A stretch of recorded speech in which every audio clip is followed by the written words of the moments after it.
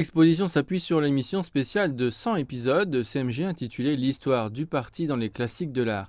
Elle prend comme repère temporel les principaux événements du développement de l'histoire du parti au cours des 100 dernières années et a sélectionné 100 œuvres parmi les classiques de l'art les plus représentatives des différentes périodes historiques depuis la fondation du PCC dans les collections du Musée national de Chine, du Musée militaire révolutionnaire du peuple chinois, du Musée national d'art de Chine, du Musée d'art de l'Académie centrale des beaux-arts et du musée d'art du Guangdong.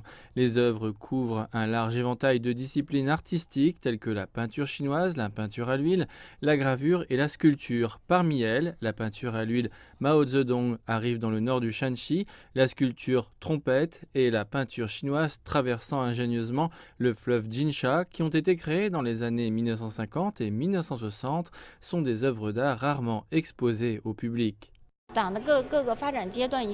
Il s'agit d'une exposition très détaillée de certains moments historiques importants, marquant les différentes étapes du développement du parti.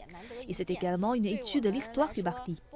Il est vrai que de nombreuses œuvres sont présentées dans les manuels scolaires, mais pour nous, c'est la première fois qu'on a la possibilité de voir les œuvres originales dans une salle d'exposition. C'est plus intuitif de comprendre l'histoire de ces 100 ans à travers des œuvres d'art. Et cela permet au public de comprendre plus clairement chaque événement historique majeur, puis de voir la connexion derrière les événements historiques, ce qui est à la fois une éducation historique et une éducation esthétique. L'exposition L'histoire du parti dans les classiques de l'art sera ouverte au public jusqu'au 25 juillet de cette année.